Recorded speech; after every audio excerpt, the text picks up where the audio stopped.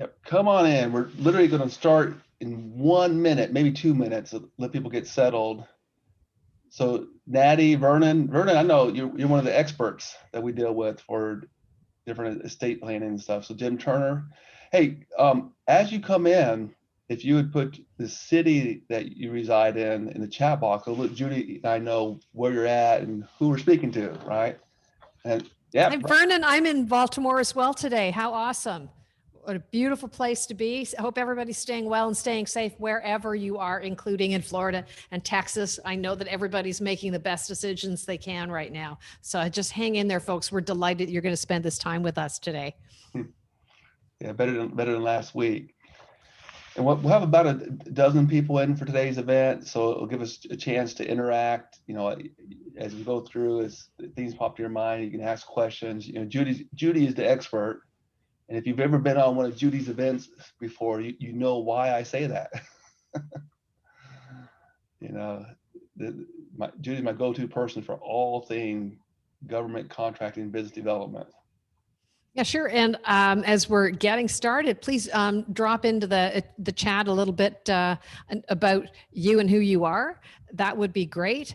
And I think, Kirk, one of those things about having a really extraordinary client community, as Foresight CFO does, is the phrase flock of eagles comes to mind. Do eagles ever fly in a flock? No, they don't. So they rarely kind of commune and get to know each other. So please drop a couple of words in the chat about who you are and what you do, so we can do a little bit of informal networking, because we've got a wonderfully sized group that we can take advantage of the chat as a channel to help build some connections among you who are part of this exceptional community that Kirk and Foresight CFO bring together.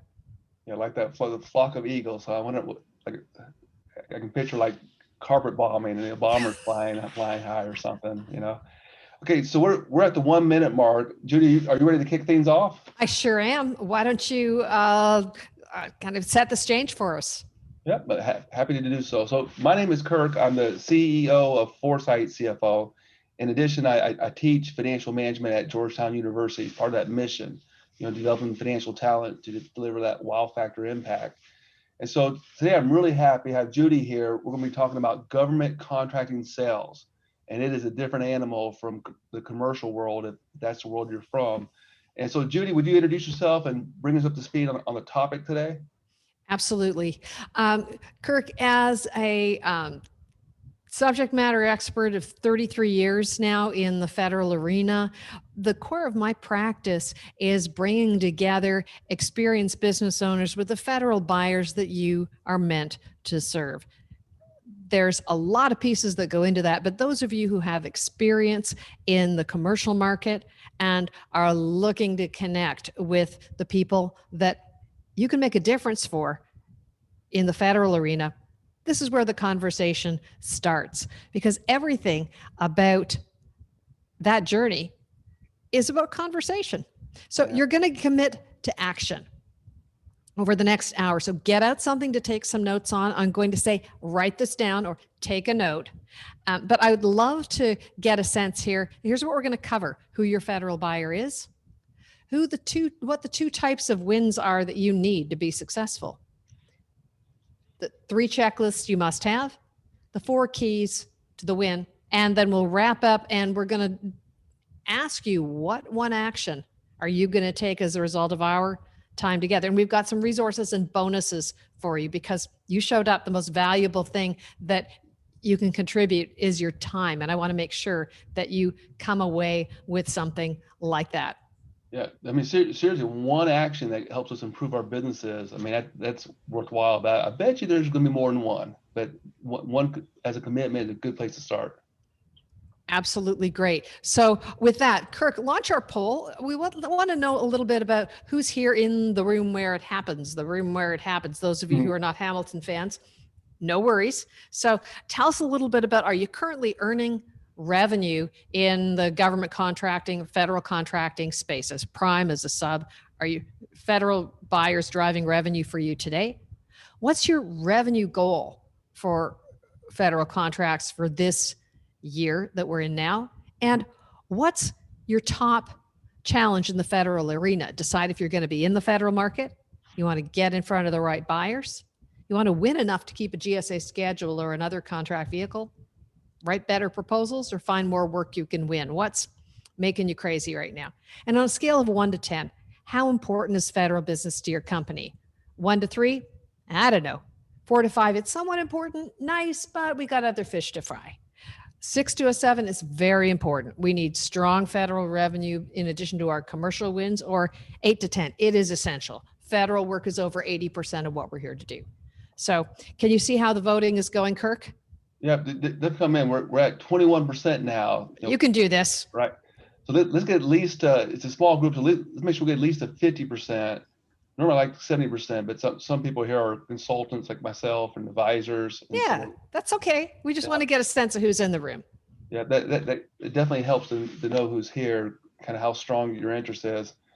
That'll help me pick some themes and how much time I spend on some of the contents of you. Take a second and point and click. It's going to help me give you a better experience. Yeah, 4 questions. This is the year to vote, right? Or I guess it was last year. And it really does. So for commercial businesses that are not in the GovCon space yet, it's definitely a good option at a certain size to think about whether you want to diversify into GovCon and vice versa. If you're doing GovCon, how do you do more of it? And then I would weigh at a certain size, it might make sense to also have a strong commercial offering, at least, at least a third of your business doing one or the other. Ken Wingate, Design Build, how awesome is that? Our team has experience with everything that goes on in, under, or around a federal building.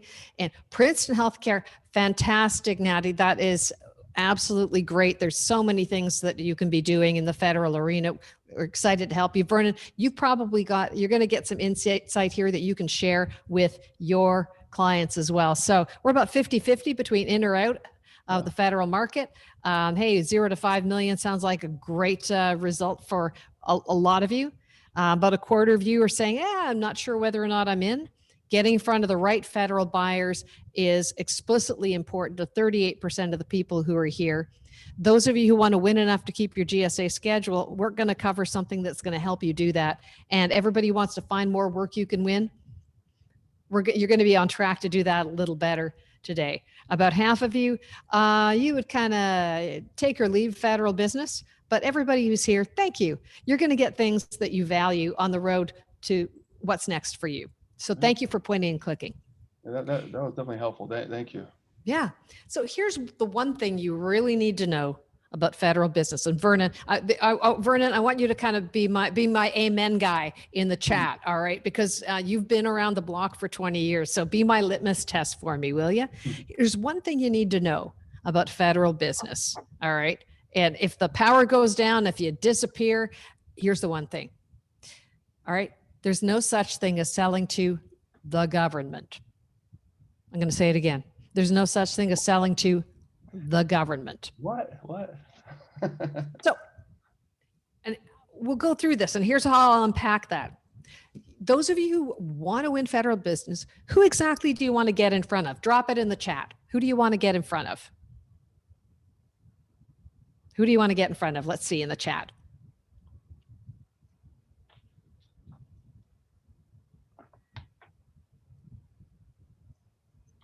DOD, HHS says Patrick, great. HHS, DHA, like eating an elephant one bite at a time. HHS, very popular. How awesome is that? What else? Anybody else? DOD, Army Corps of Engineers, excellent. VA, DOD, fantastic, excellent. So I want to encourage you to think differently, because when I say there's no such thing as selling to government, here's why. You're selling to humans. To be successful, you're going to get specific. You're going to identify something different than you thought. So let's try that again. Who exactly, if you're selling to humans, do you want to get in front of? Let's try it again. Let's see something else in the chat. Who do you want to get in front of exactly? Give me an example of who you want to get in front of to be successful, to meet your sales goals.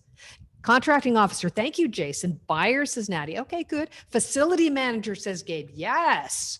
Excellent. Yep. You're on the right track. That's the kind of thinking that leads to success, because you need to get in front of individual federal humans who need what you do, and as many of them as you're willing to have a conversation with. Because if you don't have time to get to know your federal buyers, they sure as heck do not have time to learn about you. Seems fair. Yep. This is the deal. So at the end of this session, I'm going to give you a link where you can get 22 pages of goodness about the players at all the layers. Who are these people? How do you have conversation? What do they care about?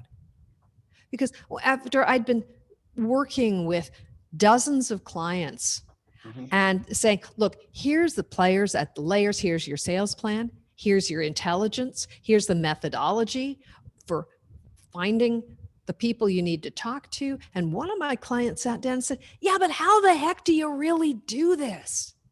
Every day we make thousands of decisions that we don't even realize we make. How do you hold the toothbrush? How do you move the toothbrush up and down to clean your teeth? Which leg do you put in the pants first? If we thought about all these decisions, we would simply paralyze. But these are things that we'd learn they're in a flow. You're not even thinking about them anymore, right?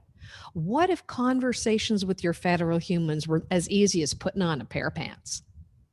It can be that way, but you learn those things.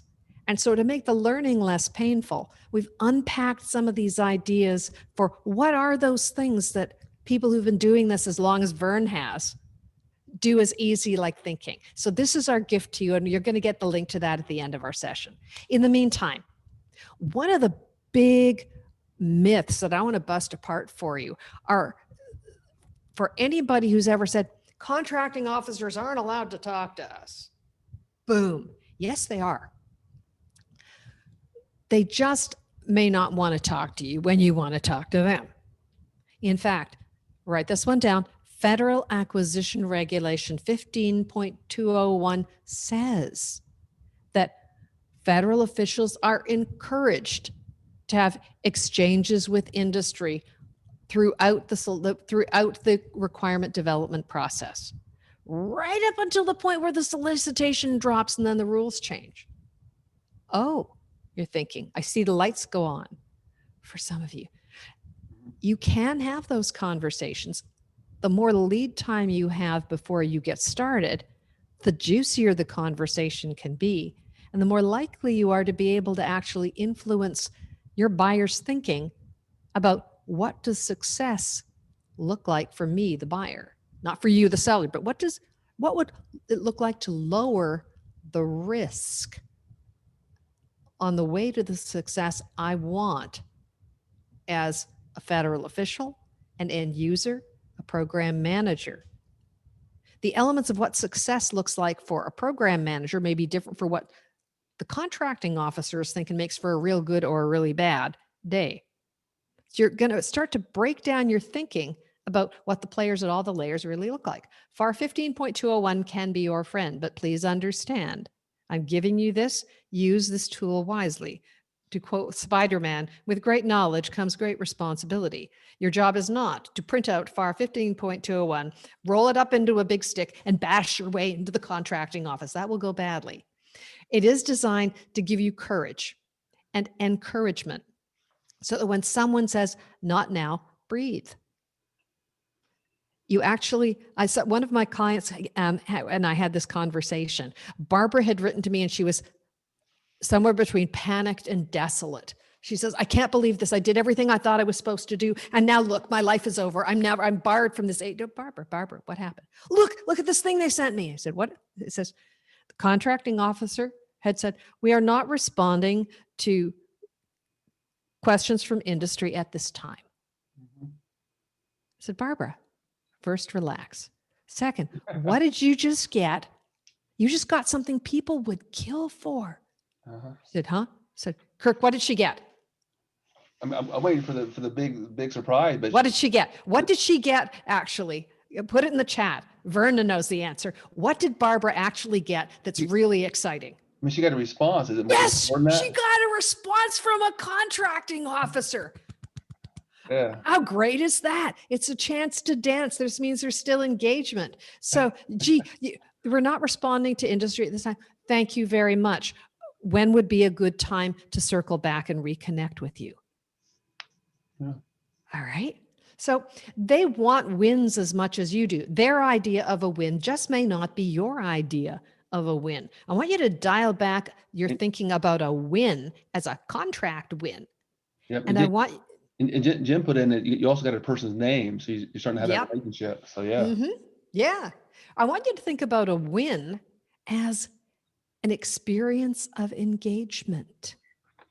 I want you to get just as excited about the fact that someone returned your call at all as you might about, oh boy, we just put our signature in the contract. It's going to give you a secret about dopamine.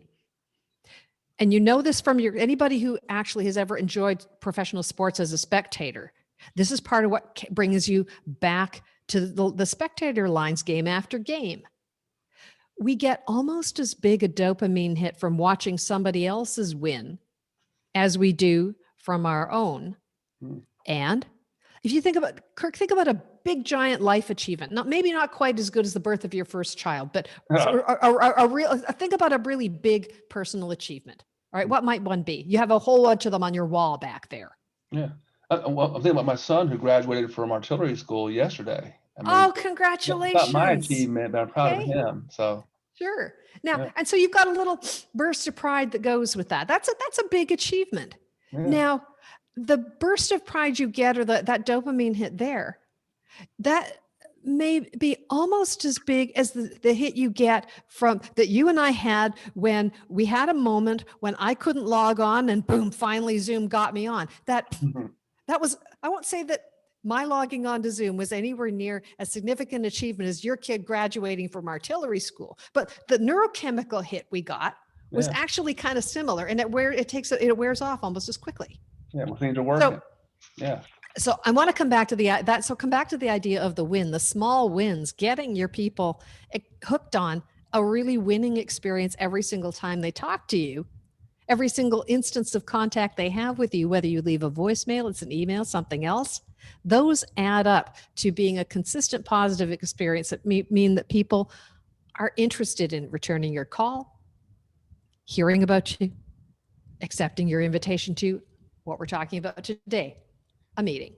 So what kind of wins do you need to create when you think about the experience of wins with your buyer? There are many. You've heard about micro purchases. I teach and work with my clients to understand and really implement the concept of micro engagement on the way to those wins. So the two wins I'm going to talk about that you need to succeed in the federal market. The first is to win their attention. That's to get the meeting. The second is to win their engagement so you can get invited back. Far too many people, and Vernon, I'm looking for an amen here. You get a BD person, you hire a consultant who's going to open the doors for you. You say, open the door, just put me in front of them and I'll do that. And so you pay your thousands of dollars to the consultant. They plop you in the meeting happens, and then crickets. Oh. So you need to be able to do what it takes, thank you, Vernon, to get invited back. And we're going to tell you how to do that. Here are 6 reasons why contracting officers say they don't return your calls. If you are in the position where a contracting officer, federal contracting officer, has not returned your call, what do you know for sure? Drop it in the chat. Based on your experience, what one thing can you know is true 100% of the time when they don't return your call? What is it? Good question. What do you think, Kirk? If they don't return my call, yeah. What's the one thing that you know in your heart is true? They may be in silent contract period. That's the thing people say. That's a possibility. I think we're just not landing. What else? They don't need your product at that time. You're not on their mind. Those things come up. Yeah. Yeah, absolutely. But they don't need your product. So 100% of the time, this is the one thing that's true that you can know because our brains are wired to want to get excited when we get an answer. Ever been in traffic on the Beltway? It's stuck. You don't know why. WTOP is suddenly not reporting on this. You're creepy. You're stuck for like 45 minutes. You're late. It's really annoying. And then suddenly, boom, it's cleared up. Mm-hmm.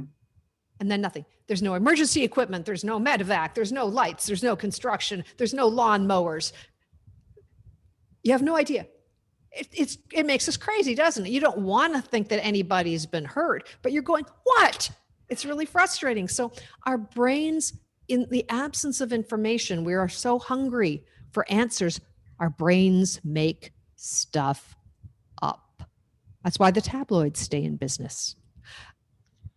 And so our brains also make up all of these other answers when in truth, the only thing you can know for sure when they don't return your call is that they didn't return your call.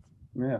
That's it. Until you actually talk to them, you don't have any way of knowing. And that's not, I don't ask that as a trick question to make anybody feel foolish, but I want you to get the sense that your mind is no one wants to, you're all very, very smart people. So nobody wants to know you have an absolutely normal mind. Cheer up. These days, normality, it can be nice. So, but it's a very, very human thing for your brain to make up a reason.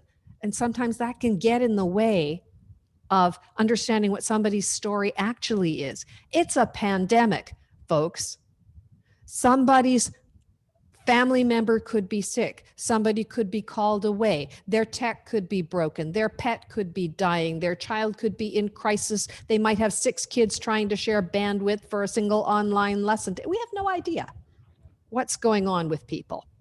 So relax and connect. So 6 reasons why contracting officers I've talked to say they don't return your calls. And some of your answers were actually right. They're on the list.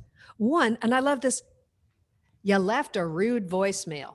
Really? Me? I wouldn't leave a rude voicemail. Who would do such a thing? What does rude voicemail sound like? Here's what a rude voicemail sounds like. Hi, it's Sally. It's Friday, and I really need an answer from you by 3:30 because I have to get a proposal done this weekend. Call me. Really? When you're leaving a voicemail, here's what you have. Not, oh, gee, I haven't reached somebody. Do you think that somebody is going to listen to your voicemail? Eventually they will. What you have is 30 seconds of someone's undivided attention. You get to be literally right inside their head for those 30 seconds. How intimate, how extraordinary. What kind of tone and energy and message are you going to leave for them so that they'll remember that you called? And what are you going to say? You've got 30 seconds to be really specific. There's a whole art that I teach to my clients on leaving and following up on great voicemail. One of the things you want to say is, when are you going to call back? Write it on your calendar and you call back then. The number of people who do that are very few. I'm not even always one of them. I find this really challenging, these tiny things. But when you do that, it means you're demonstrating that you do what you say you're going to do, and you do it every time. How you do anything is how you do everything. That voicemail, that first contact, your attempt, the steps you take to make first contact have everything to do with the experience that you're giving somebody in the early stages, even before they pay you money. If the experience they're having on the date is really crummy, how interested do you think they're going to be in getting married? So you left a rude voicemail. They're very human. This came up in our list of reasons. I've got a solicitation on the street. That's right. You might not be calling about that solicitation. They don't know why you're calling. They don't care. The last thing they want is to make a mistake and get a black mark on the file so that somebody protests that you had a conversation that wasn't fair. Lots of time, lots of money, lots of angry hammerhead losers. Black mark in your personnel file when it comes to promotion time. Easier not to answer the call. Nobody's going to black mark your file for not answering an industry phone call. The risk is too great if they've got reasons to not talk to you. Ever think of those things, Kirk? Most definitely. Yeah. That I'm out of the office. It happens. And now let me tell you about out of the office, because after a year in pandemic, I'm getting two different stories. I'm getting people who say they're not in the office, they're working from home, I can't reach anybody. Then I get the people who say they're not in the office. It's like I'm the only human they've talked to in the last 6 months who's not running through my Zoom with a half naked looking for Cheerios. It's just people are really hungry for contact with the outside world and still have a lot of problems to solve. So I think there are people who have given up, and there are people who are actually sticking with it and making calls. And the people who are sticking with it and making calls are getting through. Another one, we saw it in the list. I don't buy what you do. That's right. So if they don't buy what you do, they're not going to be in a big hairy hurry to return your call. They may get to it, but that may be why. If you've done your research, you're going to know whether or not they buy what you do. You're going to put that in the voicemail in a very specific way that's going to increase your odds of being in touch with them. I don't need what you do right now.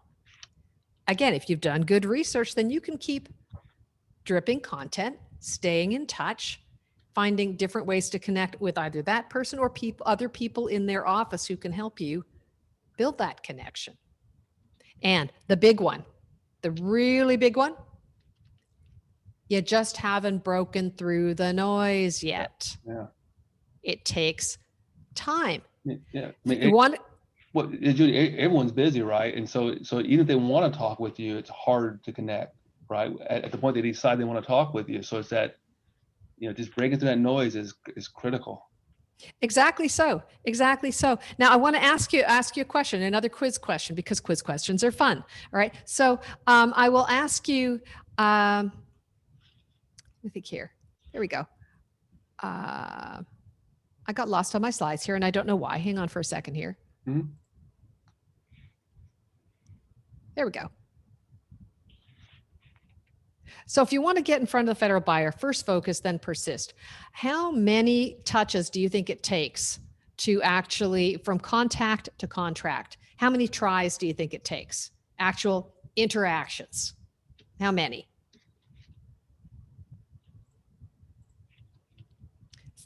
$10 to $12, $8, $10.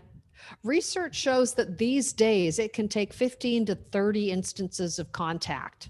15 to 30. So those of you who are give up after 2 or 3 or 4 tries, the business is going to people who hang in there. And that is a question of being willing to persist, because your research has shown that this is the person you are meant to serve. You have things that can make a difference in their work, in their lives. Okay? So not 5 to 7, not 8 to 15, but 16 to 30 touches from contact to contract is what it really takes. So know that. You want to get in front of your federal buyer, shift the focus of your content more to them than to you. Hi, I'm a service disabled veteran-owned 8A service, 8A hub business in a hub zone. And here's what we do. Let us know if you need us. Really? Being able to say, we use the leading edge Agile Scrum techniques that bring a client to the solution that they need with 99% efficiency and 40% faster than using any other technique. We have used this technique, our proprietary Agile Scrum practice, with organizations that have your typical mission and number of people for the last 13 years. And we would love to share our story with you. We're a small business in land of Maryland and service disabled veteran on 8A stars and vets too. When might you have time to chat? See how different that is? Yeah, definitely. So you want to research everything about them. Hang out online where they do. Put yourself in their shoes. Offer ideas and content they can use. My wonderful friend, Will Randolph, who's a former naval person and is also a senior acquisition official with Homeland Security, shares this advice. The way you use 4 words changes everything. When you come to somebody and say, how can I help you? You're giving them more work. They have enough to do. It's not their job to figure out where you fit in their organization. Mm-hmm. Use those words in a different order and say, how I can help you. Yeah. Oh, So really? Judy, yeah, Judy. So it really is. I mean, it's not the government. It's specific individuals in those agencies who buy what we sell, and it's connecting with them in a way where they resonate and they say that's me, and somehow they start from the noise. Our clients start to rise above it and become the trusted go-to person. Yeah, and that happens one small interaction at a time. To simply, one of my friends, Raquel Steffi, is a career sales professional. She would do her research and she would put a solicitation number or a contract number in the subject line of the email. Uh-huh. As even if that thing had been passed, it's a point of reference, a starting point for the conversation. It's very specific in a way that isn't my capability presentation. Yeah. Oh boy. So here are the steps to win the attention of somebody that you've researched, that you want to get in front of, that you know you're meant to serve, how to win their attention so that you get the meeting. First, you want to identify a specific requirement and the stage it's at. If you want, those of you who want to do business with Homeland Security, APFS, Advanced Procurement Forecast System. Every single item in the Homeland Security procurement forecast has a number, an APFS number. Homeland Security people get very excited about the APFS number. So if you've got a specific opportunity requirement, you want to put that, refer to that in your correspondence. So identify the specific requirement and the stage that something is at. Is it in the published forecast? That's not bad. Everybody knows about it, or everybody who's reading a forecast should, but that's not bad. Is it pre-solicitation?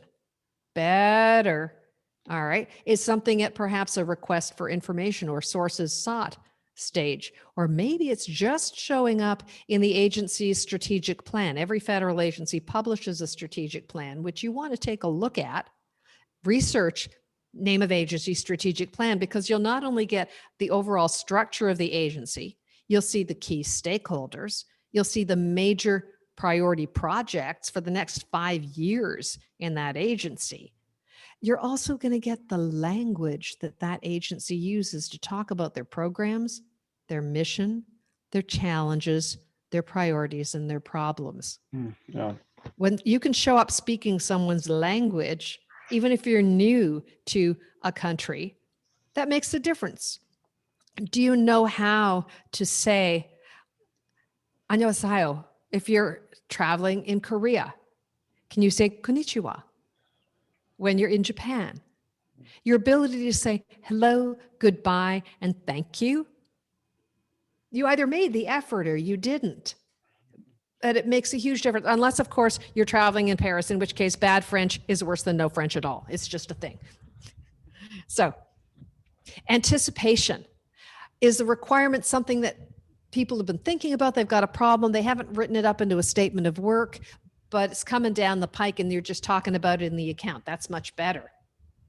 You have a chance to shape that requirement, shape somebody's thinking about what it looks like to lower the risk and be successful.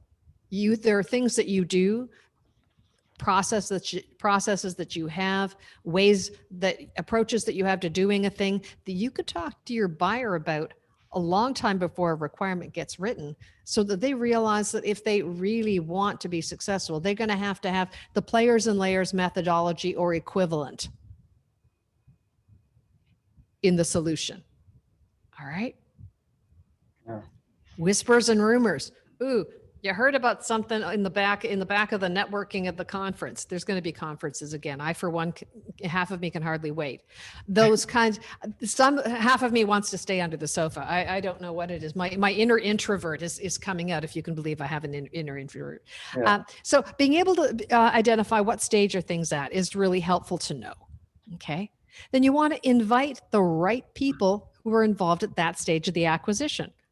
The small business specialist. And here's your players at your layers. All right. This is the core of my players and layers methodology. The idea, and it's so easy to remember because you have 5 fingers. All the people you need to meet are literally in the palm of your hand. If you can't remember, it's right there. So, small business specialist, the small business specialist is not your buyer 99.9% of the time. I do some training for small business within federal agencies every so often. And so I'm the 0.1% where sometimes a small business specialist is my buyer, but they almost never are. All right. They can be an advocate. They get credit for your win, even if they did nothing to contribute to it, but they would love to help you when you've done the research and you're saying, hey, we've got past performance on solving problems like this. Our research shows that these 18 people are ones that may be involved in a mission or a requirement. That means we can make a difference for them. And so would you be willing to help us? Would you take a minute and review our capability presentation and give us a sense of whether these are the right people, who we've left out, and could you help us put the meeting together? They're going to get points for bringing together a qualified internal credit. It's going to be good for them to bring together a qualified supplier with people who need what you do. Contracting officer, contracting specialist, they aren't involved in some of the earlier stage development of the requirements, but they are going to care a lot at some later stages. End users and program managers are great to talk to almost any time, but especially with long lead time, or especially if you have an innovative approach or you're looking to unseat an incumbent. Primes and partners. Some of them are in the account. They've got .gov or .mil email addresses, but they actually have a second card with a .com. If they're running program management or acquisition support in the account, you may need to invite them, but you also have to know who they are. And the stakeholder, that might be the base commander, it might be the CIO, maybe if it's a completely new approach, they may need to be on board. Otherwise, maybe they don't need to be. Okay, but figure out who should be on your guest list for the right stage of whatever it is that you want to be presenting. Third step, what's in it for them? How is their life going to be better if they show up to your meeting? Are you going to be talking about something innovative? Innovation is great, especially if you can show a way that it's innovative and you've proven that you can lower the risk. These are very risk-averse life forms. Are you talking about leading edge trends? You're presenting, here's where the leading edge of solutions for this problem are in our industry. So you're not just pitching your stuff, you're sharing wisdom. Everybody's going to come away with a better perspective. They're going to come away smart. Can you help them save money? Often very helpful. Yep. Most federal agencies have more things to do than they have money to do it with. Are they going to get, again, lower risk? Are they going to be able to implement faster? Will more people adopt the right solution or behavior, especially if they're trying to change how people respond or behave or engage in a service or a project or a piece of information? Are they just looking for, at this point, an additional supplier who's going to make a competent proposal that they're not going to award the work to, but they can show they shopped? Maybe that's what they need this time, but that experience builds toward considering you another time because the regulations put a lot of pressure on contracting officers to share the work around and not always give work to the same people all the time. Okay? What's in it for them right now? Ever watch any kind of movie or TV show, read a drama where you as the reader, you're figuring something out ahead of the primary characters? That's exciting. You feel smart, right? So the experience of figuring something out is exciting. It's memorable. It's sticky. So what problem can you help somebody solve right in the room? Ooh, imagine being able to do it. It doesn't have to be a big problem, but a problem that you know is important to them. What rock can you get out of the road for them by virtue of just sitting there with you for that hour or that half an hour? That's more likely to get them to want to show up, right? So now you got to get onto the calendar. Make your ask with lots of lead time. You've done your research, so you're asking the right people. You've got some internal and external proponents and sponsors. Let's say the small business specialist recommends, or even they send out the invitation on your behalf. How cool would that be? Right? And let's say they enlist program managers in 3 places, 3 other offices who tell their people, you should all come to this thing. That would be okay. Make sure that you're talking about something at the right time of the year for a particular project or topic. Hint, Kirk, when is federal fiscal year end? September. September 30th, correct. So do you think September 1st is a great time or a really bad time to be going in and making a demonstration? Yeah, probably not so good. Probably not so good if you haven't been building relationships since last Thanksgiving. They've got a lot of other stuff to do and not a whole lot of big bucks to spend anything on. Now, you may have a chance for something small to mop up a little money at the end of the year. So it may be a good thing if it's a real quick thing and they can be doing it under micro purchase or simplified acquisition. But you've got to know, go back to number 1, what stage is the acquisition at and what's the right time of year to do the thing. Expect to have multiple touch points with the key players at multiple layers. So everybody's on board. They're excited about this meeting. They want it to be successful. They all want to come. One's going to come because the other one's going to come. Ask the individual contacts that you've been building in the agency. Hey, I think these are the people I'm in that who should be here. Who have I left out? If you were me, who would you be talking to? So get them on board. Make them part of the success story.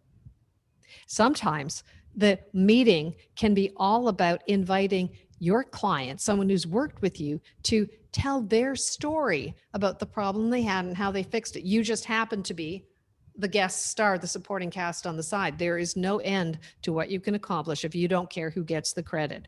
Federal employees are recognized and rewarded for the strength of their relationships with industry. That's you. It's a partnership. And confirm, build anticipation, send out event confirmations the week before, the day of, the reminder. Don't get in their face too much, but work out that confirmation process. So we got the meeting. What the heck? All right. Checklists. Surgeons use checklists. EMTs use checklists. Pilots use checklists. When I am not in a pandemic and cannot stay 6 feet from the instructor who I'm brushing up my skills with, I'm a pilot. And I use a checklist, not just one. I didn't multiple. know that. Yep.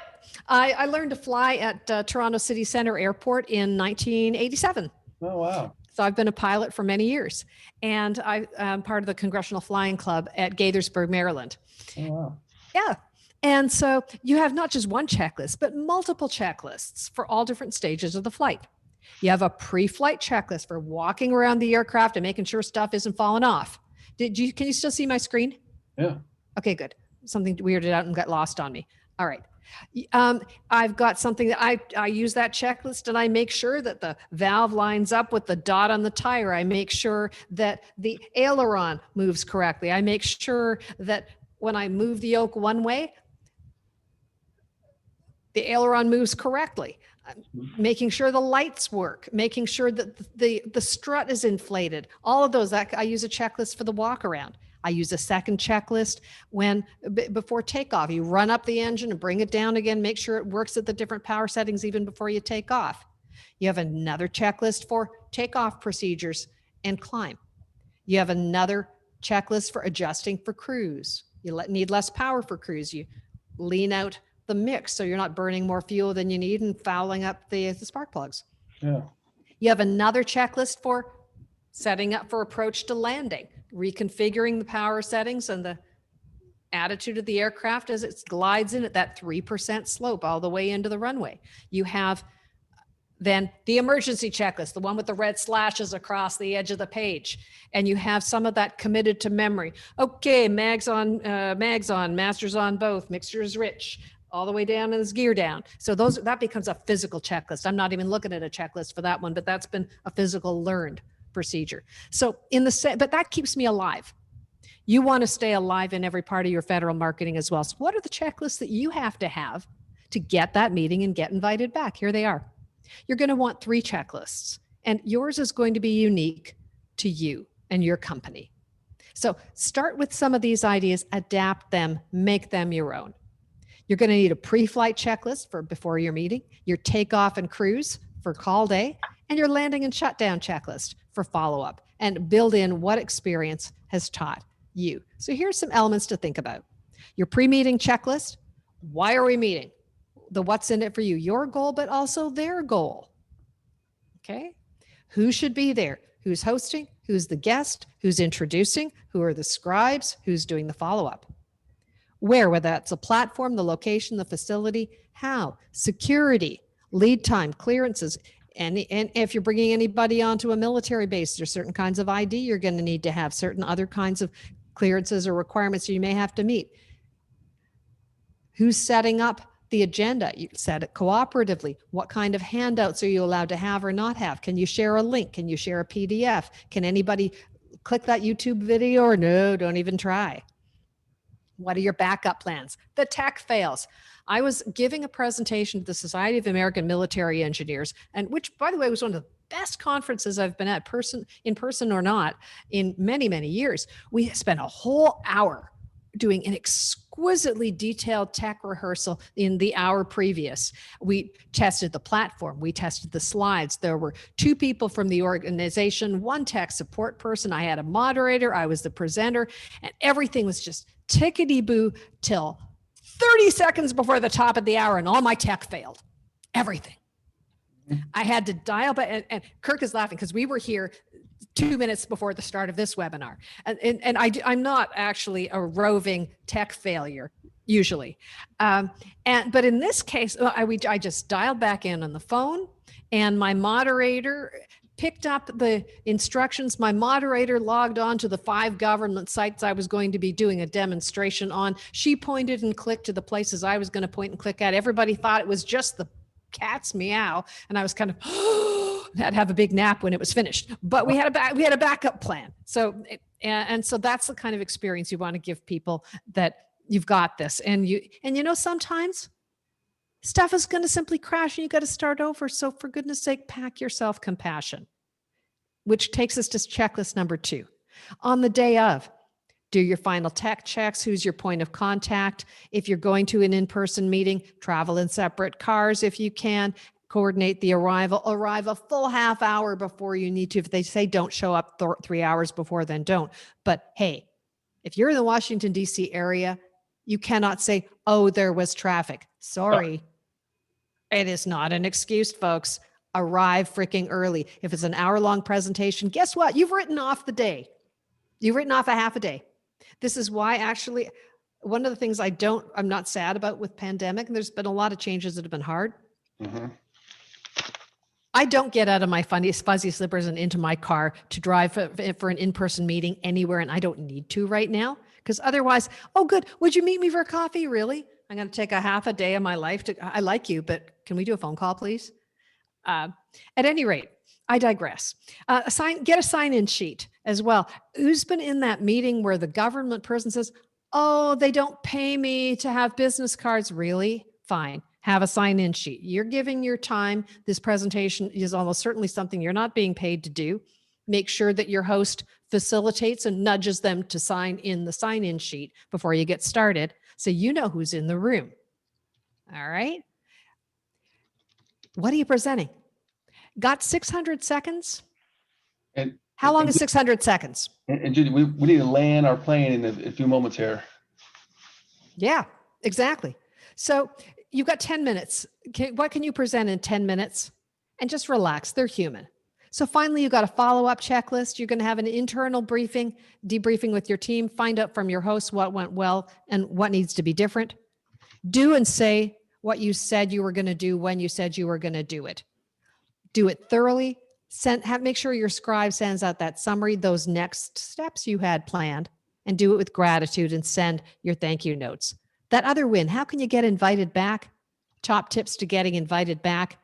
You can follow up with the people on the sign-in sheet. Make your story concise. Make it about them. First validate, then educate.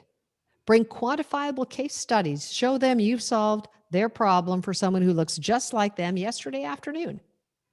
Give them a fast result in the room. Write your thank you notes. They'll be so glad to see you again. And the biggest win is not only that invite you back, but they say, hey, can you do this for some more of our friends? How great is that?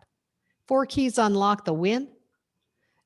Identify and focus on your specific buyers who need what you do. Know what to do, what to say, and what to ask to build those relationships. Have a systematic, methodical way to do that, and then use the plan. That's it. And that's what I do and support my clients to work with. So what are you going to do? What's on your notebook now? Because you spent time here. What's your one thing, what's your one takeaway? Drop it in the chat. And while you do that, what action do you commit to? I'm going to share for you some things I've got. We've got 2 types of wins that you need. Get the meeting and get invited back. 3 checklists: before, during, and after. The 4 keys to the federal win: focus, learn the sales game, have a plan, follow the plan. And your action step is yours, but I would love for you to share that. In the meantime, I promised resources, and here they are. We are talking about the art of federal human connection. And so figuring out, what do I do? What do I say? What do I ask? How do I have those conversations with somebody in contracting, and without feeling uncomfortable or getting embarrassed or messing up, right? It's a big deal.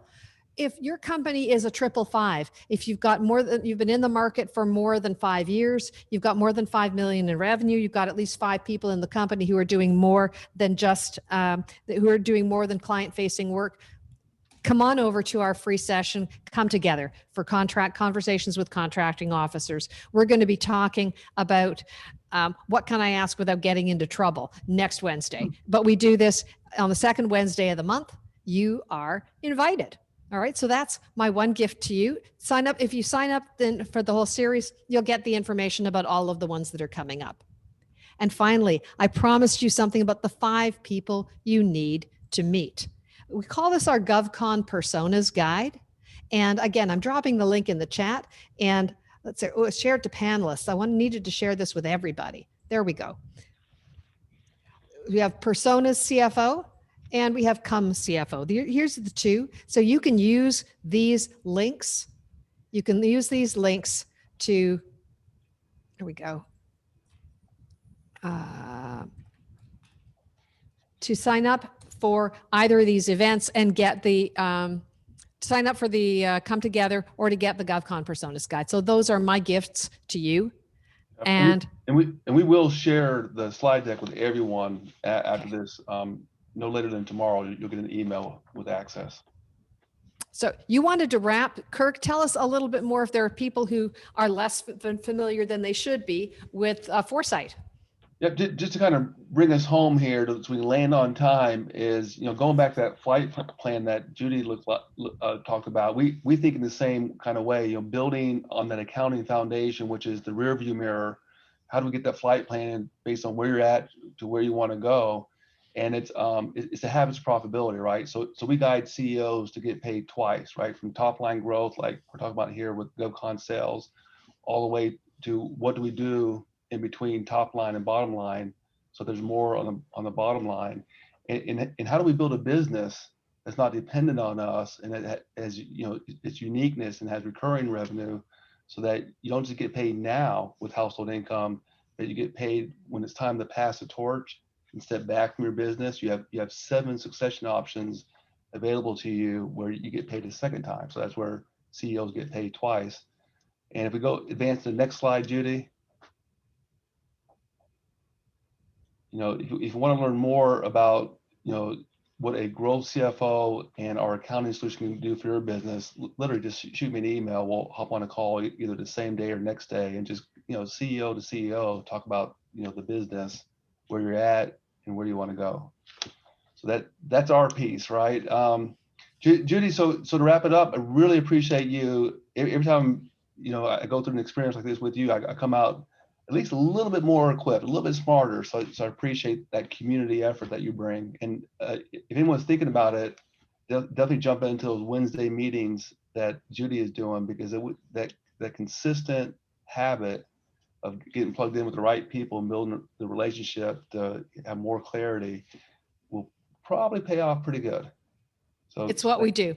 I would love to chat with you. So don't be a stranger. You know where to find me. And Kirk, you're going to have my follow-up information in the email as well. So Vernon, thank you so much for validating from your 20 years of experience, the things that we are sharing here. We are so excited that you decided to spend time with us. Thank you so much. And I would love to keep in touch and hear what's going on for you in the federal market. Let's have that one-on-one conversation. I would love that. Great. Hey, 2021 is going to be even better than 2020 for those who are climbing out or doing well. So talk with you soon. And thank you for joining us. Thank you. Thank you. And Take care. everybody. Okay. All right. Bye-bye. Bye-bye.